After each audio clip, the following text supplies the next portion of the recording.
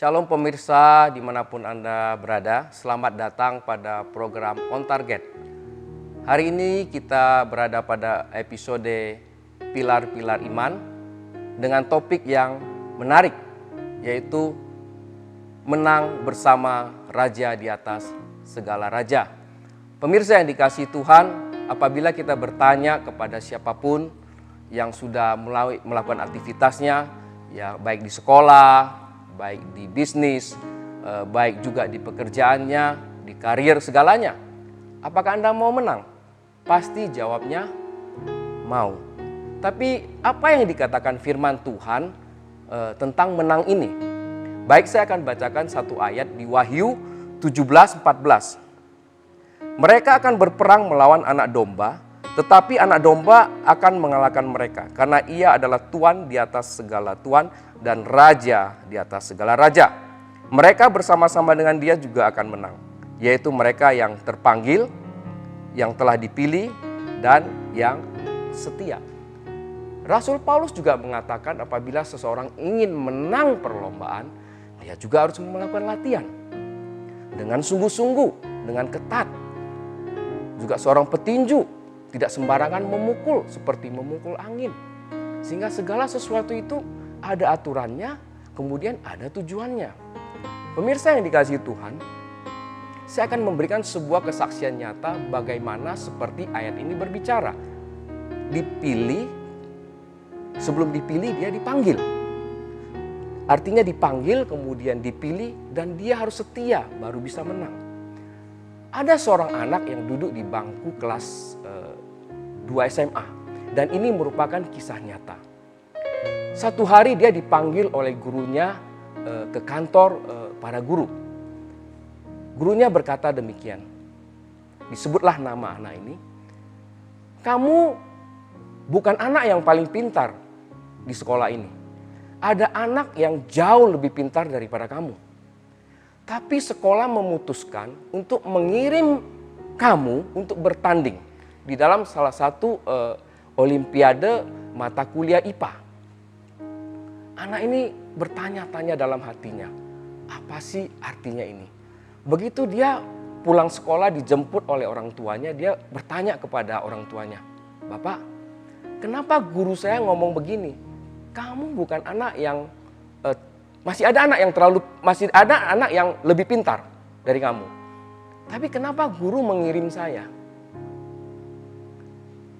Orang tuanya berkata kepada anaknya, ini adalah campur tangan Tuhan.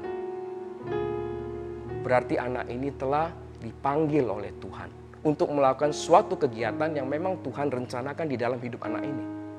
Singkat cerita, pada saat setiap orang dipanggil oleh Tuhan, berarti anak itu harus mengadakan persiapan untuk masuk ke pertandingan yang berikutnya ataupun perlombaan yang berikutnya yang telah guru itu tugaskan kepada anak itu. Singkat cerita, anak itu mengikuti semua persiapan tersebut. Pelatihan dan segalanya. Masuklah saatnya untuk bertanding. Mulai dari kecamatan, anak ini berhasil. Masuk tingkat yang lebih tinggi, berhasil. Nah, masuk lagi tingkat yang lebih tinggi, artinya di provinsi. Nah, pada saat masuk di tingkat provinsi, itu rumah anak tersebut ke tempat pelatihan itu jauh sekali. Itu dari utara ke selatan atau timur barat, itu jauh sekali. Jakarta itu cukup jauh perjalanannya, sehingga anak itu keletihan karena tidak terbiasa dengan keadaan yang begitu jauh. Sehingga pada saat pelatihan-pelatihan itu tersebut dilakukan, timbullah di dalam hati anak tersebut mulai bersungut-sungut ataupun komplain karena setiap pulang itu capek sekali, Dan singkat cerita, masuklah, dikirim untuk pertandingan masuk ke tingkat nasional. Dan setelah perlombaan tentu ada jawaban. Dan jawaban yang didapat adalah anak ini tidak bisa melanjutkan ke tingkat nasional. Waktu pulang ke rumah dia kembali bertanya kepada orang tuanya, Pak, saya tidak masuk ke tingkat nasional. Dan apa yang terjadi?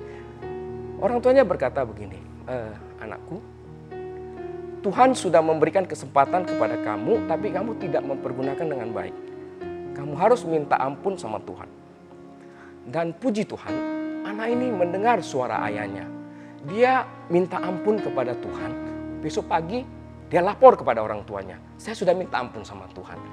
Dan Tuhan itu bermurah hati, pada tahun depan anak ini dipanggil lagi oleh gurunya. Kami akan kirim kamu lagi. Anak ini berkata, saya kan kalah tahun lalu, kenapa saya yang dikirim? Gurunya bilang, tidak, kamu bisa menang. Singkat cerita, semua pelatihan diikutin lagi. Sampai ke tingkat provinsi, kembali ke tempat pelatihan yang tahun lalu. Dan diuji oleh Tuhan lebih parah lagi. Dia lebih sulit lagi, sampai waktu pulang bersama temannya itu menghadapi pemerasan di tengah jalan. Dan orang tuanya berpikir dia tidak mau lagi pergi pelatihan. Tapi Tuhan sudah berubah hati anak ini. Dia pergi pelatihan. Singkat cerita, dia masuk ke tingkat nasional. Dan dia bersungguh-sungguh berlatih. Dan akhirnya apa? Akhirnya anak ini berhasil mendapat salah satu medali di tingkat nasional. Artinya, dipanggil, dipilih itu harus sungguh-sungguh, tidak bisa main-main. Dan harus setia sampai akhir. Dalam keadaan apapun, anak ini waktu latihan mau masuk ke nasional itu sulit sekali. Dan dia harus setia. Dia tidak boleh bersungut-sungut. Dia harus menjalani itu semua dengan baik. Pemirsa yang dikasihi Tuhan, anak ini dibuka jalan oleh Tuhan. Dipanggil, dipilih. Tapi anak ini harus setia di hadapan Tuhan. Supaya bisa menang bersama-sama dengan Tuhan. Karena kita menang bersama-sama Tuhan adalah kita menang bersama Raja di atas segala raja. Pemirsa, semua orang ingin menang. Tapi kita harus siap pada saat kita dipanggil. Kita harus siap pada saat kita dipilih. Dan kita harus siap pada saat kita setia. Karena pada saat kita setia, ada banyak ujian-ujian. Dan ujian-ujian yang makin memberatkan. Dan kita harus lolos daripada ujian itu. Paulus mengatakan, siapa yang menang di akhir, baru mendapat mahkota. Oleh sebab itu, kita tidak hanya bisa sampai dipanggil. Kita tidak boleh sampai hanya dipilih.